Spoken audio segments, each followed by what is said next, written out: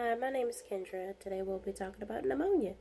Pneumonia was there some form of inflammation within the lungs.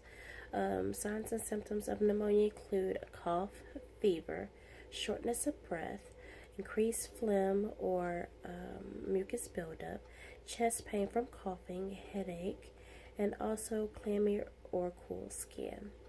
People who are at risk for pneumonia are those who are smokers, who are immunocompromised already, those who are also have some form of respiratory issues or respiratory disease already, those who are usually over the age of 65, and those who are less than 5 years of age.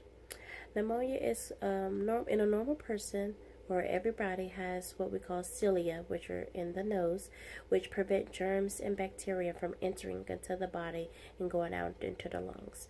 When cilia, or when the person is weak or the cilia is not working, that causes bacteria or foreign objects to get into the body and down into the lungs, into what we call the alveolar sacs. Alveolar sacs is where oxygenation and gas exchange happens. When the alveolar sacs are filled up with fluid or either pulse or infection, it makes it difficult for that person to breathe, thus the diagnosis of pneumonia. When only one lung is affected, it's called lobular pneumonia. When both lungs are affected, it's called bronchial pneumonia. Diagnosis is generally upon examination when decreased lung sounds. Further diagnosis includes a chest X-ray to show consolidation within the lungs. A doctor might also order ABG labs, blood cultures to see whether or not what type of infection we're dealing with, and also we might get a sputum culture as well.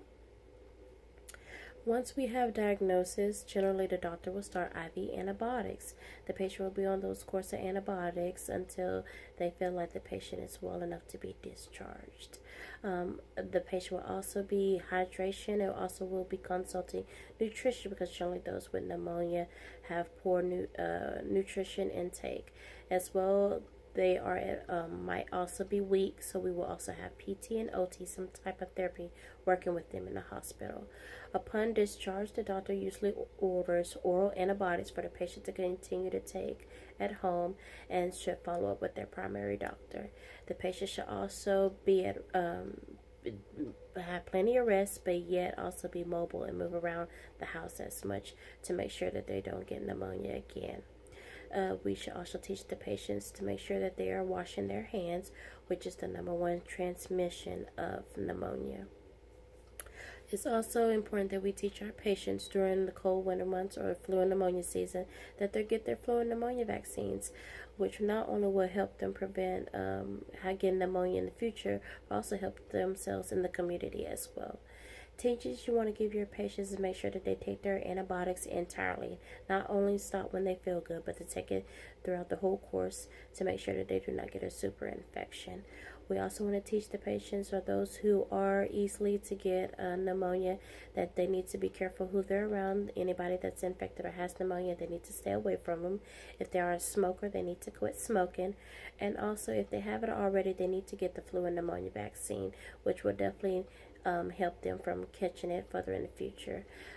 Generally, if a patient has had pneumonia before, they generally are at a higher risk of getting pneumonia again.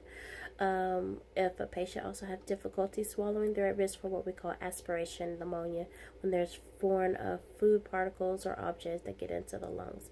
So it's very well upon examination of your patient to make sure that they are swallowing correctly.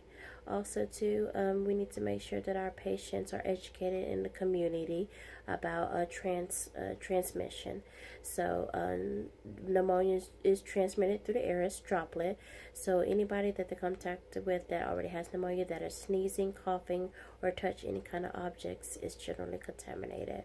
Hopefully, this video has given you more insight on the diagnosis of pneumonia, and that you feel comfortable educating your patients and the community about such. Thank you.